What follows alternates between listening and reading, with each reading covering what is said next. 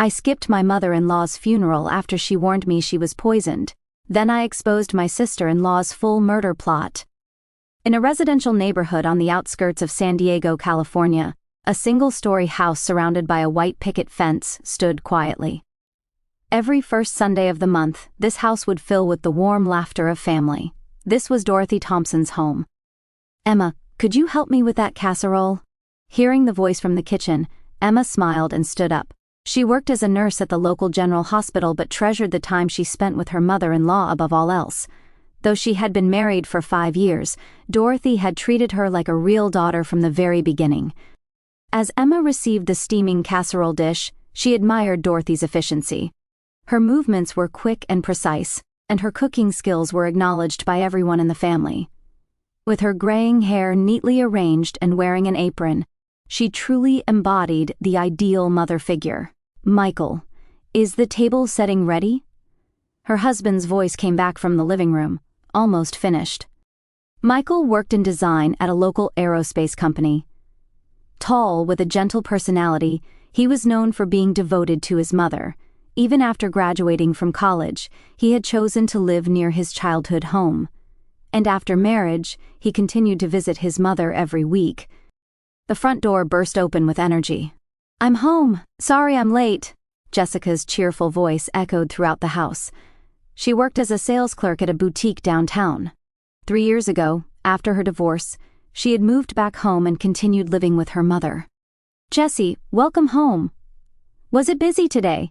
Emma called out, and Jessica answered with a smile despite looking tired. "Yes, especially since it's the weekend, but I'm expecting a good bonus at the end of the month." Jessica was conscious about her appearance and always wore fashionable clothes. She never spoke in detail about her divorce, but the family understood it was due to her ex-husband's infidelity. Since returning home, she had been taking good care of her mother, and Dorothy seemed genuinely happy about her daughter's return. "Everyone, please take your seats." Dorothy appeared in the dining room carrying a large platter. "I made roast beef especially for today."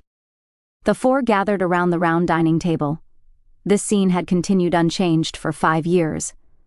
Dorothy's cooking was always exquisite, and though Emma tried to get recipes each time, Dorothy would just laugh and say, "It's years of intuition, never giving detailed instructions."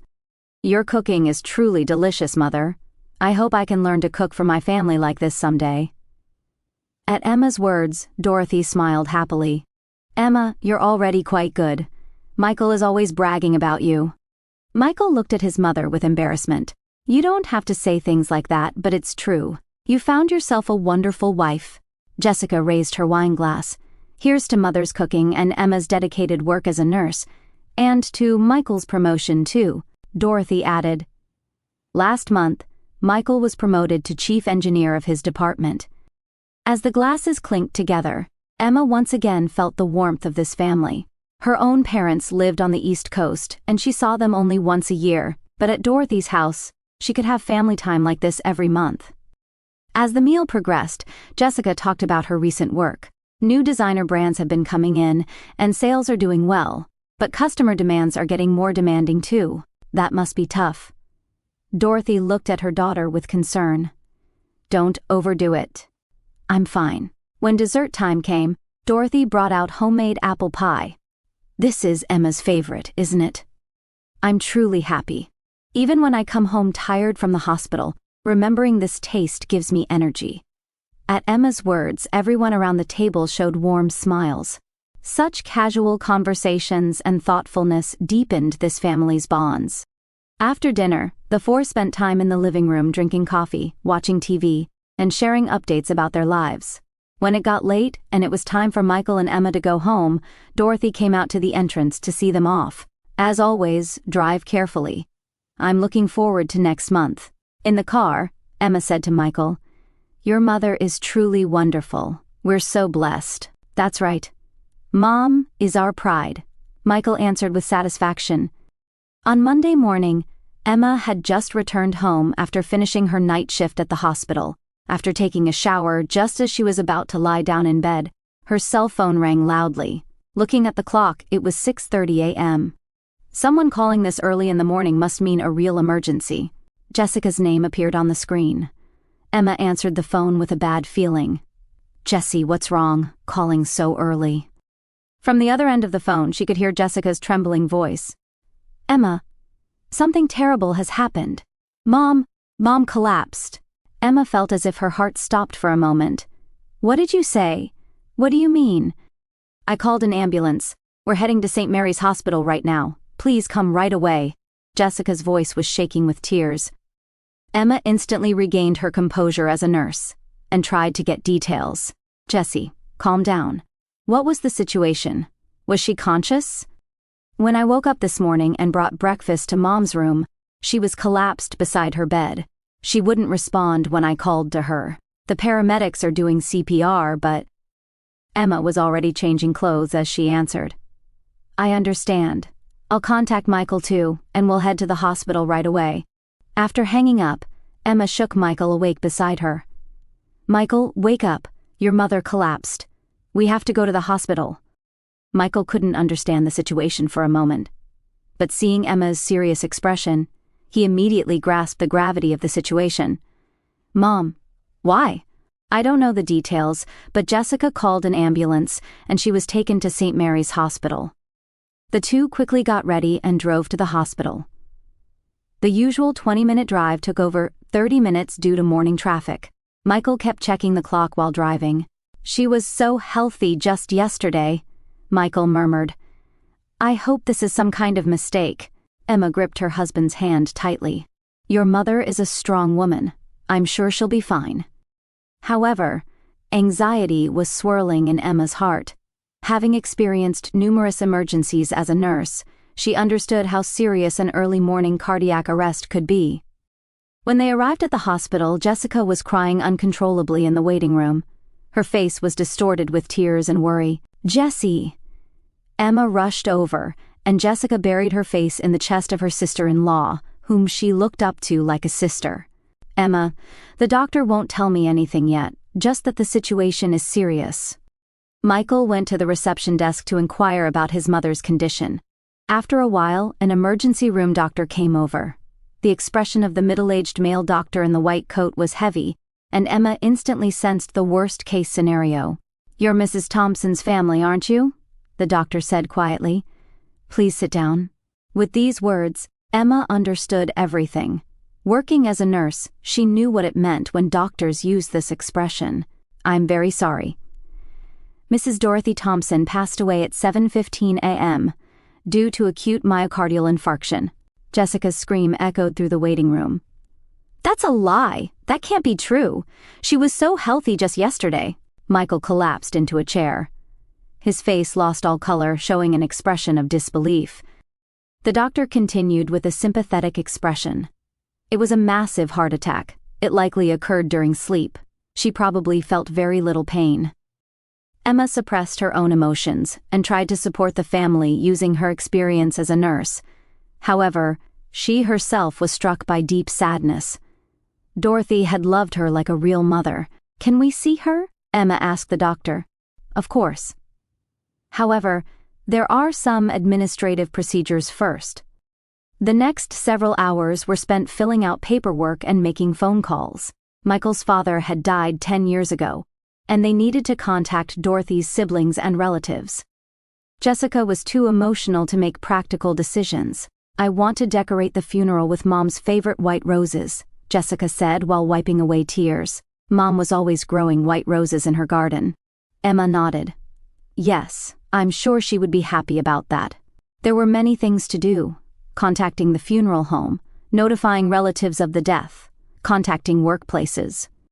Michael couldn't recover from the shock of his mother's death, but Emma and Jessica worked together to make the necessary arrangements. "Let's hold the funeral Tuesday at 2 p.m. The funeral home representative suggested. Mrs. Dorothy was loved in the community, so many people will likely attend. Jessica decided the details of the funeral while sharing memories of her mother. "Mom loved music, so I want them to sing Amazing Grace, and I want to distribute copies of Mom's apple pie recipe to the attendees." Emma was moved by her sister-in-law's suggestion. It would be a warm funeral that reflected Dorothy's character. That evening, the three returned to Dorothy's house. The usually bright home was now wrapped in silence. In the kitchen, the remains of the last dinner Dorothy had made were still there. "I can still smell Mom's scent," Jessica cried in the kitchen. Mom was always cooking here. Michael went into his mother's bedroom and sat on the bed. "I wonder if Mom suffered." Emma placed her hand on her husband's shoulder. "The doctor said so, didn't he? She probably passed peacefully in her sleep." That night, the three looked at family photos and shared memories of Dorothy. Many of the photos from their 5 years of marriage had Emma in them. Monthly Sunday dinners, birthday parties, Christmas gatherings. In every photo, Dorothy was smiling. "Mom was truly devoted to family," Jessica said while looking at the photos. "When I came back after my divorce, she accepted me without asking any questions." "She was the best mother for me too," Michael answered with a tearful voice. "Even when I came home tired from work, just seeing Mom smile would energize me." Emma also shared her memories. "I remember when I was first invited to Sunday dinner. I was nervous, and your mother said to me, 'You've become family now.'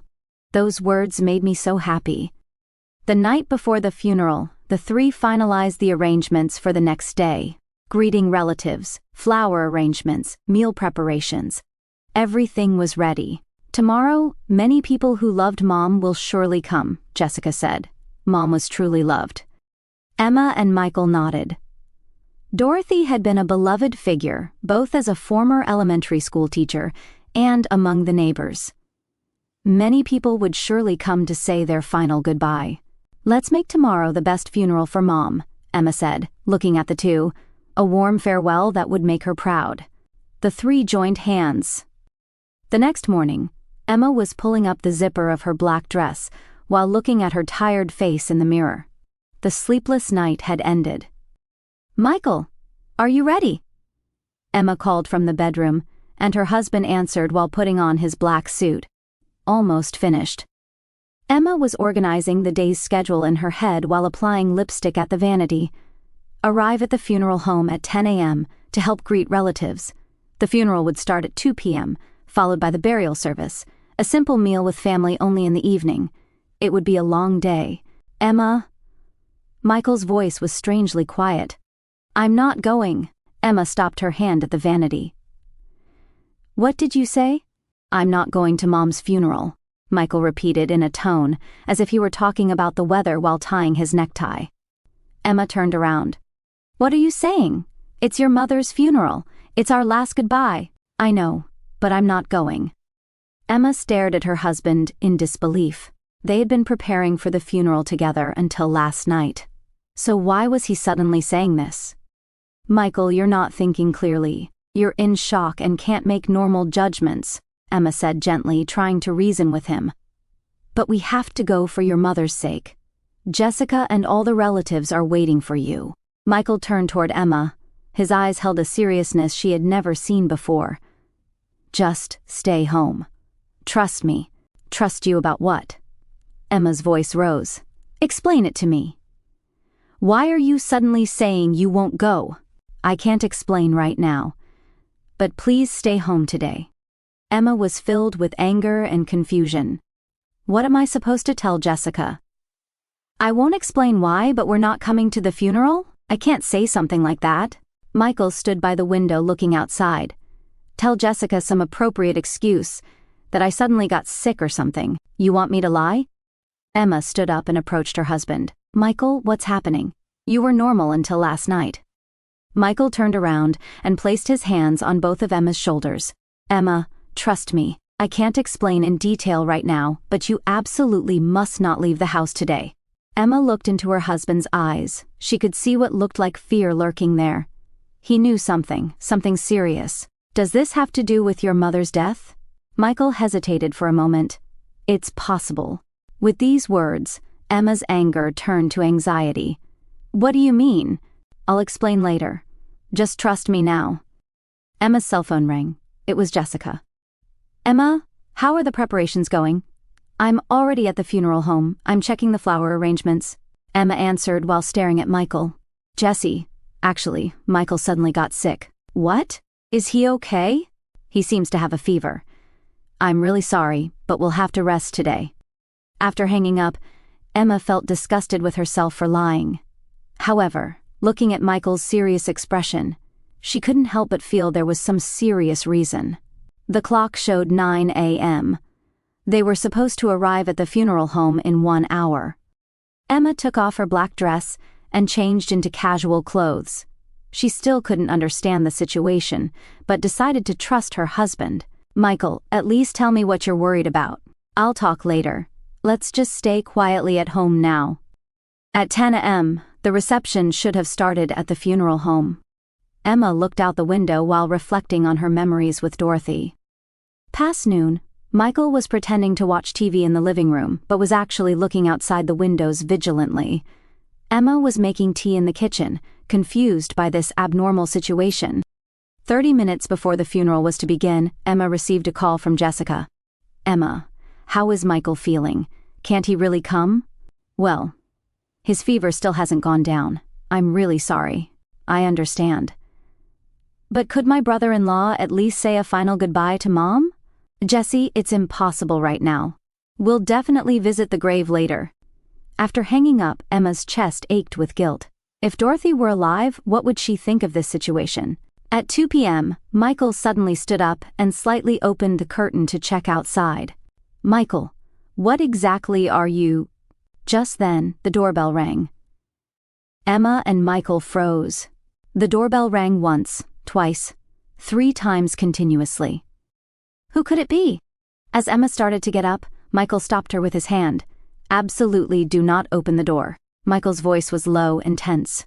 "Look through the peephole, but absolutely do not open the door." Emma cautiously approached the door. Her heart was beating violently.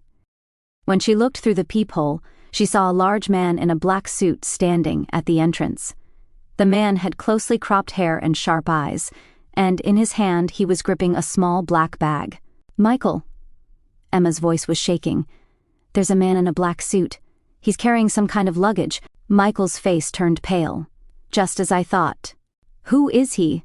What is he carrying?" The doorbell rang again. The man showed no signs of giving up and waited patiently. "Michael, do you know this person?" Michael was already holding his cell phone. His fingers dialed 911. 911. "What is your emergency?" "There's a possible break-in. Please send officers immediately. The address is..." Emma listened to her husband's conversation while beginning to understand the seriousness of the situation. This wasn't just a visitor. This was someone dangerous. Lives are in danger. "Please hurry," Michael told the phone, and Emma's blood ran cold. "Michael, what's happening? Why are lives in danger?" Footsteps could be heard outside the door. The man seemed to be walking around the house. He might be checking the windows. "Emma, get away from the windows. Go upstairs and hide in the bedroom." "What about you?" "I'll wait here for the police," Emma asked in a trembling voice. "Michael, you said this was related to your mother's death. What exactly is this?" Michael answered while peering outside through a gap in the window. "Mom didn't die by accident. And now we're being targeted." With these words, Emma's world changed completely. Dorothy's death wasn't an accident, and they were targets. The sound of a car engine could be heard outside. Police sirens were echoing from the distance. The man seemed about to leave but hadn't completely given up yet. "Emma, go upstairs right now." Emma ran up the stairs while screaming in her heart. Why was this happening? What had happened to Dorothy? And why did Michael know about it? The sound of sirens was getting closer. However, Emma's fear didn't subside. Emma was looking down from the second-floor bedroom window, watching the police surround the house. The man in the black suit had tried to go around to the backyard, but was discovered by an officer and surrendered with both hands raised. While police voices echoed, the man lay face down on the ground without resistance. When one officer carefully opened the black bag the man had been carrying, something was removed from inside. Emma rushed downstairs. Michael had opened the door and was talking to a detective. "Mr. Thompson, this man is a professional hitman," the gray-haired detective explained with a serious expression. "We found a gun and photographs of you and your wife among his possessions." Emma's legs shook. "Photographs of us?" The detective showed them the photos in evidence bags. They were taken last week, capturing the moment when the two were coming out of the supermarket, as if they had been under surveillance. Why are we being targeted? Emma asked in a trembling voice. Michael took a deep breath and retrieved an envelope from the living room. I want you to see this. The detective and Emma looked at the letter Michael handed them. There was Dorothy's handwriting. Dear Michael, if I die suddenly, please read this letter. I saw Jessica putting something in my food. At first I thought I was mistaken, but my recent poor health might be because of that. If something happens to me, don't come to the funeral. It's dangerous. Please protect my beloved son and Emma. Love, Mother. After reading the letter, Emma sank down where she stood.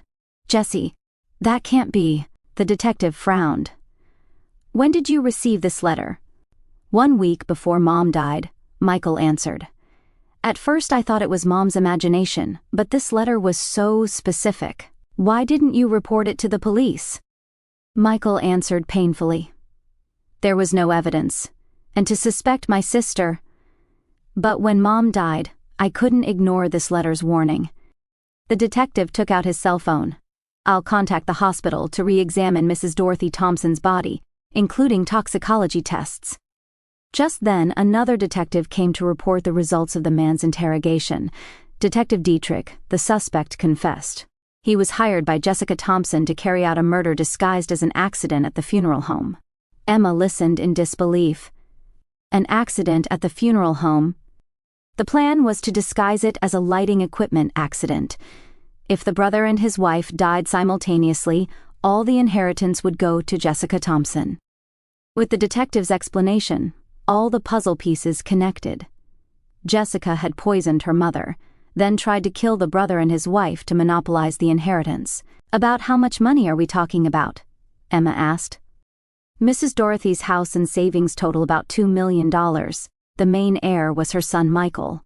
While Jessica would receive a small distribution, Michael held his head.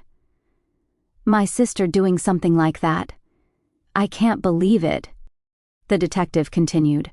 We also investigated Jessica Thompson's debts from gambling and overspending. She had about $300,000 in debt. She was in a desperate situation. A call came from the hospital. Dorothy's blood test had detected trace amounts of digitalis. This was heart medication, but when consumed in large quantities, it acts as a poison that causes heart attacks. The digitalis appears to have been administered continuously in small amounts. It's estimated that it reached a lethal dose in the last few days. Emma said through tears, Your mother knew she was being poisoned, but because she loved her daughter until the end, she couldn't report it to the police without conclusive proof. The detectives headed to the funeral home to arrest Jessica. Emma and Michael remained at home, facing this unbelievable reality. Michael, if you had ignored your mother's warning, Emma said while trembling, we would be dead by now, just like Mom. An hour later, the detective called.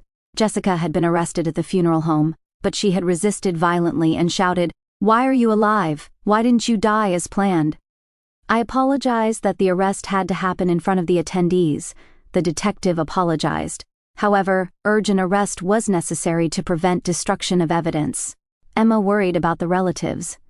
Dorothy's funeral was ruined. No, all the attendees understood the situation. In fact, they were moved by Dorothy's love in trying to protect her son and daughter-in-law until the end. That night, Michael and Emma quietly reflected on memories of his mother. Mom tried to protect us until the very end, Michael said, while looking at his mother's photograph. Your mother knew we would be in danger, and yet she showed her love for family until the very end, Emma answered tearfully. The detective contacted them later, saying that detailed murder plans written in a notebook had been discovered in Jessica's apartment. Everything had been meticulously planned, from the mother's poisoning to the brother and wife's accidental death, and finally the inheritance. Jessica didn't know that her mother had realized she was being poisoned. Mrs. Dorothy's warning letter, written with her last strength, saved your lives. The hitman had been promised $50,000 in payment from Jessica.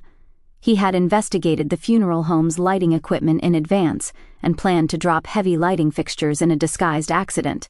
If you had attended the funeral, you would have been killed for certain, the detective explained. This man is a cold-blooded professional. He doesn't fail. Emma was once again grateful that her husband had believed his mother's warning and acted on it. If he had ignored the letter, neither of them would be here now. Jessica will be charged with first-degree murder and attempted murder. She'll probably get life in prison. Michael and Emma, while devastated by this horrifying truth, felt surrounded by Dorothy's love.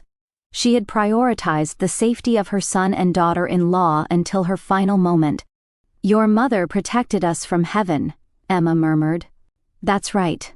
Mom's love saved us," Michael agreed. That night, the two quietly offered prayers before Dorothy's photograph with renewed gratitude in their hearts.